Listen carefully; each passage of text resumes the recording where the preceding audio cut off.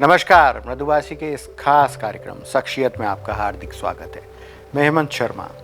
आज मैं आपको एक ऐसी शख्सियत से मुलाकात करवाने जा रहा हूँ जो कि आपके स्वास्थ्य के लिए चिंतित रहते हैं और लगातार आपके जीवन में आने वाले महत्वपूर्ण दिनों पर वीडियोस के माध्यम से आपको आगाह करते रहते हैं, आपके स्वास्थ्य के प्रति सजग करते रहते हैं।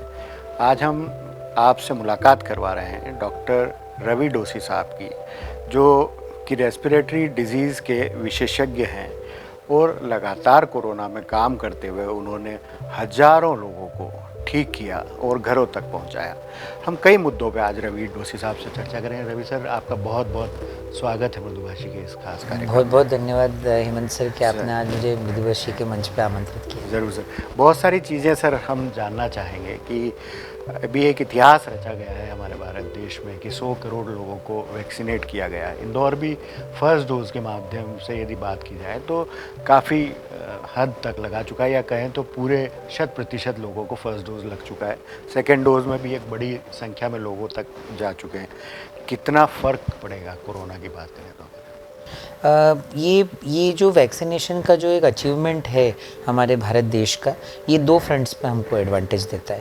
पहला तो है जो वाकई में जो ये इम्यूनिटी फिज़िकल वे में हमको दे रहा है, जिसमें कि हम इम्यून होते जा रहे हैं।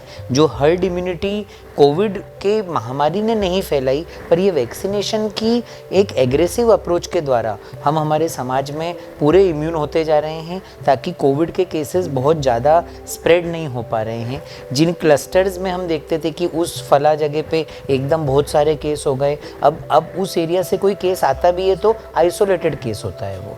तो ये इम्यूनिटी जो हमें वैक्सीनेशन के द्वारा दी जा रही है और जिस स्पीड से दी जा रही है, ये बहुत काबिले तारीफ़ है। साइंटिफिकली एक बहुत अच्छे तरीके से हमने कोविड को कंटेन किया है।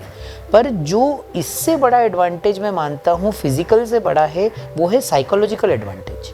आज इंडिया जैसी ग्रोइंग और एग्रेसिव यंग इकोनॉमी को जिस वैक्सीनेशन और बूस्टर की ज़रूरत थी, इस मुहिम से वो मिला है। कहीं ना कहीं हम खुद देखते थे कि हमारे सारे पेशेंट्स एक डिप्रेसिव मोड से अब एक उम्मीद वापस जागी है, एक आस जागी है, एक पॉजिटिविटी आई है। और मैं मानता हूँ वाकई में ये एक ऐसा अचीवमेंट है जिसे हमें बहुत सेलिब्रेट करना चाहिए, और ये दिवाली से पहले की एक दिवाली हमें सरकार ने दी, मनाया जाना चाहिए। बिल्कुल सही कह रहे हैं। लेकिन एक बड़ा वर्ग सर अभी बच्चों का, या फिर 18 से नीचे के उम्र के बच्चों की बात की जाए तो वह अभी बाकी है सर। लेकिन फिर भी केसेस में काफ़ी कमी है, पर ये एक अच्छा साइन भी जी, बहुत अच्छा साइन है। और हेमंत भाई, एक बात मैं आपको बताऊंगा, आज भी हम इंदौर की बात करें, अधिकांश स्कूल्स अभी भी क्लोज्ड हैं, ऑनलाइन घर पे हैं, बहुत कम बच्चे हैं जो घर के बाहर जा रहे हैं। आज भी हमारा ये मानना है, बच्चे को अगर कोविड होगा तो उसका सोर्स उसके घर के बड़े हैं। तो घर के बड़े जो वो सोर्स है, उसको तो अपन ने वैक्सीनेट कर दिया। मुझे उम्मीद है कि अब जैसे जैसे ज़ाइडस और कोवैक्सीन के अप्रूवल अब आ चुके हैं, कुछ ही महीनों में 2 से लेकर 18 वर्ष तक के जो बचे हुए बच्चे, एडोलेसेंट्स, टीनेजर्स हैं, उन सभी को भी वैक्सीनेट करके बचे कुचे कोविड के केसेस को भी हम काफ़ी कम लेवल पे ले आएंगे। बिल्कुल सही कहा सर कि यदि बच्चों में कहीं ना कहीं कोरोना की बीमारी आती है तो कहीं ना कहीं उसका जो सोर्स है वो बड़े ही होंगे। इसलिए सावधानी बहुत ज़रूरी है, मास्क लगाना बहुत ज़रूरी है, सैनिटाइज़र का यूज़ आज भी आपको करना बहुत ज़रूरी है, ताकि हमारे घर के और हमारे परिवार के सदस्य जो है वे स्वस्थ रह सकते हैं। फिर अभी जो केसेस आ रहे हैं सर, कोरोना की बात करें तो कितने केसेस आ रहे हैं? क्या हम मान सकते हैं कि कोरोना जा चुका है? देखिए, ये कोविड की एक मैं खूबी तो नहीं कहूँगा, पर इसकी एक खासियत ये रही है कि आप जब भी सोचते हैं कि ये गया, एक ना एक केस आ ही जाता है। तो हर 2-3 दिन में एक बार कोविड या कोविड जैसा एक संक्रमण हमें हमारे मरीजों में देखने को मिल रहा है। कोई भी 2-3 दिन ऐसे नहीं जाते हैं जहाँ हमें एक भी केस ना मिला हो। एक ना एक पॉजिटिव केस, भले ही कम तीव्रता का मिला हो या उसके सीटी में कोविड के फीचर्स हों, वो हमको अभी भी रेगुलर देखने में आ रहा है।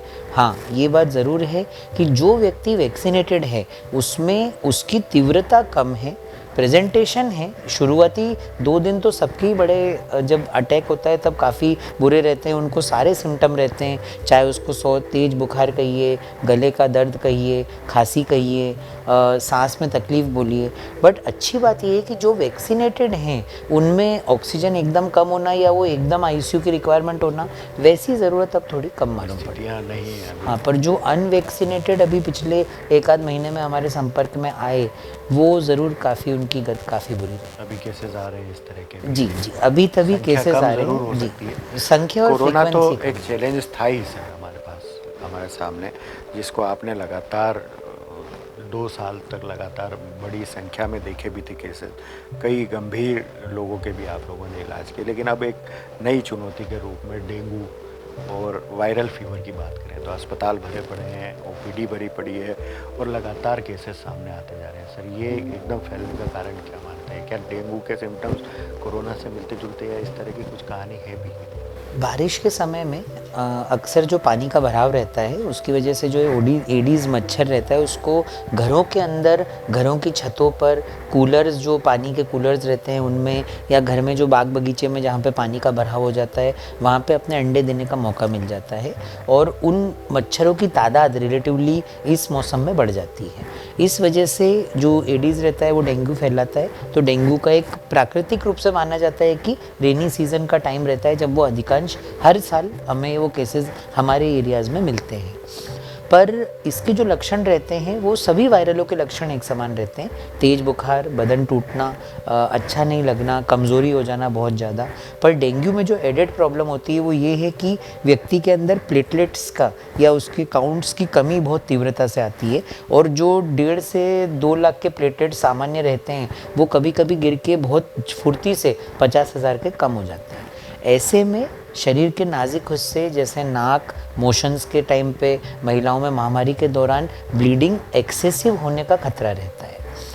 डेंगू कई रूप से शरीर के कई भागों को प्रभावित करता है जिसमें दिल और फेफड़े दोनों आते हैं और ये इसको कोविड से भी या कोविड से भी अधिक खतरनाक बनाता है। तो कोविड हमने अधिकांश केसेस में देखा कि शुरुआती दौर में फेफड़े को ही संक्रमित कर रहा था, पर डेंगू इस साल जो हम देख रहे हैं लंग्स को भी संक्रमित कर रहा है। कई 20-20, 25-25 साल के नौजवानों को जिनको कोई प्रॉब्लम नहीं थी पर डेंगू जैसी प्रॉब्लम हुई और उनके हार्ट की जो पंपिंग थी वो 60% से कम करके 25-30% रह गई, ये भी देखने में आ रहा है। जो सबसे बड़ी बात है, प्लेटलेट कल 1.5 लाख थे, आज 50,000 सुबह की रिपोर्ट। बहुत तेज़ी से घटना। बिल्कुल, शाम को कराए तो 21,000। ये बहुत तेज़ी से घटना और आजकल सभी मेडिकल की काफ़ी टर्म से पेशेंट के रिलेटिव्स, डॉक्टर्स जितने ही परिचित रहते हैं तो उससे तनाव की स्थिति बहुत ज़्यादा हो जाती है। बड़ी संख्या में बढ़ भी रहे हैं सर। यदि आज की बात की जाए तो 700 से अधिक केसेस इंदौर शहर में हैं। पुरुषों में सबसे ज़्यादा देखने को मिले हैं, फिर महिलाओं में और फिर बच्चों में। किस तरह की सावधानियां बरती जाना चाहिए, क्या लगता है? एक सावधानी जो बहुत ज़रूरी है, शुरुआत में मैं आपको बताऊं कि आपने ये आंकड़ा बताया 700 का, पर मैं आपको बताऊं कि अगर हमारे ओपीडी में एक एवरेज डॉक्टर 20 से 25 मरीजों का रोज़ अगर डेंगू का टेस्ट करा रहा है, उसमें से इक्का दुक्का पॉजिटिव आते हैं, बट 8-9 ऐसे मरीज रहते हैं जिसमें वो सिम्टम रहते हैं और हम लोग कई बार देखते हैं कि कुछ दिनों बाद कराने पे वो पॉजिटिव आते हैं। तो ये संख्या एक फिगर है जिसको हम माने कि एक आइसबर्ग इफेक्ट होता है हर बीमारी में, जो दिखता है वो कम रहता है, अंदरूनी रूप पे थोड़ा शायद ज़्यादा होगा, बट ये सावधान रहने की ज़रूरत है।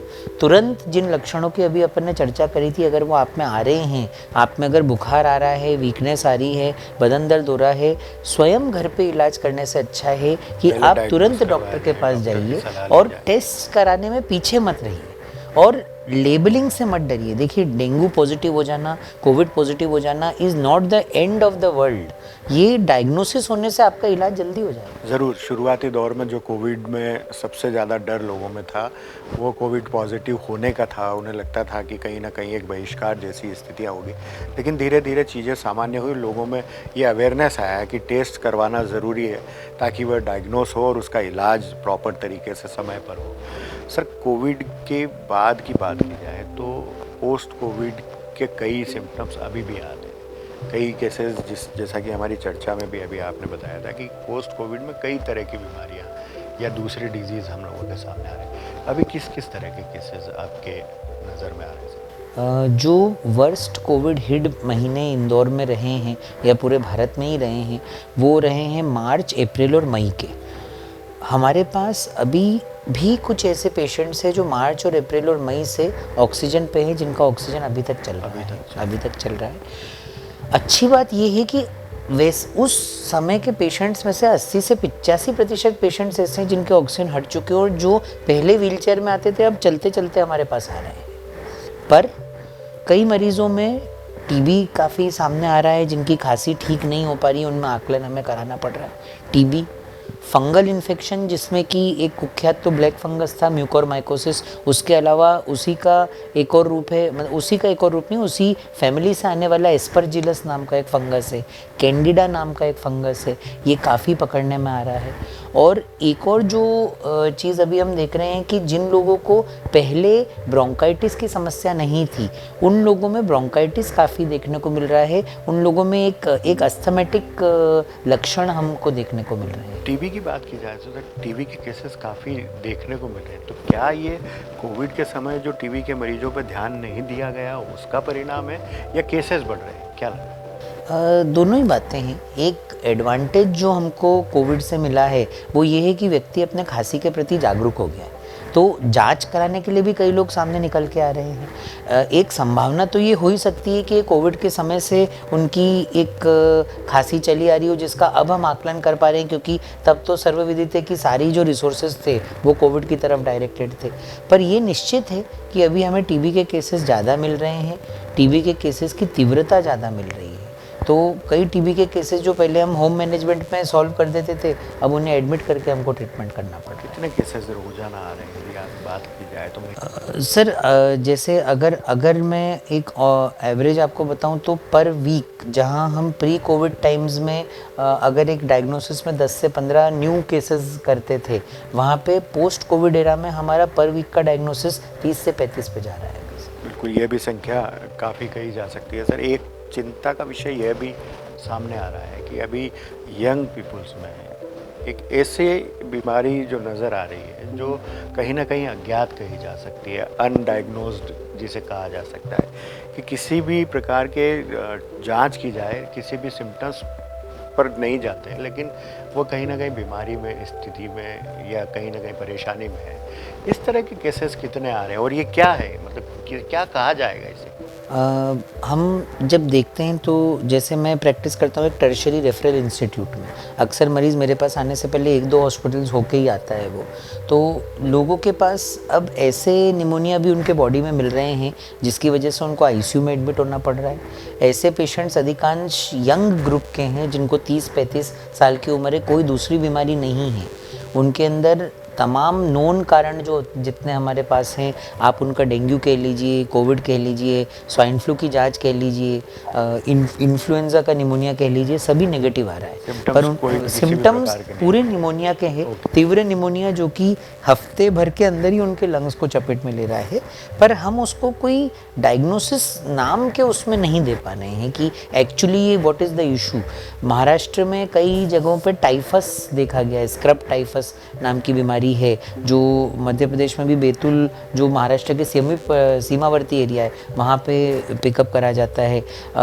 ये अभी we are studying this more. Dengue भी इस बार लंग्स के ऊपर इफेक्ट काफ़ी ज़्यादा कर रहा है, तो कभी कभी इट टेक्स टाइम, बट निश्चित रूप से जो आपने बोला कि ये एक तबका मरीजों का आ गया है जो आईसीयू में हैं, जिनके लिए कोई डायग्नोसिस नहीं है, बस हम उनको वायरल फीवर की संज्ञा देके एक ब्रॉड ट्रीटमेंट। ज़्यादा घातक है सर? ये घातक है, ये निश्चित रूप से अभी जो इसके कुछ केसेस हमने देखे हैं वो कम उम्र के थे और एक कठिन लड़ाई के बाद में कई मरीजों को हमने खोया। कोविड के बाद की बात की जाए तो बहुत सारे जो केसेस हैं वो कहीं ना कहीं लंग्स पे इफेक्ट ज़्यादा कर रहे हैं, चाहे वो डेंगू हो, चाहे वो वायरल फीवर हो, चाहे अनडायग्नोज जिस तरह की अपन चर्चा कर रहे हैं, तो लंग्स पे बहुत ज़्यादा इफेक्ट होने का कारण क्या मानते हैं सर आप? डार्विन की एक थ्योरी है sir, survival of the fittest.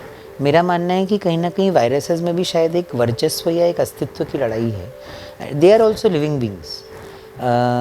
उनके अंदर भी अगर हम देखें तो निश्चित रूप से मैं और मेरे सभी साथी जो फिजिशियंस हैं वो ये महसूस कर रहे हैं कि अधिकांश इन्फेक्शंस जो आ रहे हैं वो नॉर्मल से कुछ ज़्यादा तीव्रता लेके आ रहे हैं। तो उसको एक नेचुरल हिस्ट्री या एक एवोल्यूशन का प्रोसेस मान सकते हैं, या फिर हम ये भी मान सकते हैं कि जहाँ पे अभी कुछ समय तक हमारा पूरा ध्यान चूँकि कोविड पे केंद्रित था, तो दूसरी बीमारियों को एक मौका मिल गया है थोड़ा सा ज़्यादा एग्रेसिव होने का। बिल्कुल। तो ये थे हमारे साथ डॉक्टर रवि डोसी साहब, जिन्होंने बताया कि किस तरह की बीमारियां अभी लगातार इस शहर में हमारे आसपास घूम रही हैं, जिससे हमें बचने की आवश्यकता है, सावधान रहने की आवश्यकता है और बेहतर स्वास्थ्य का लाभ लेने की आवश्यकता है।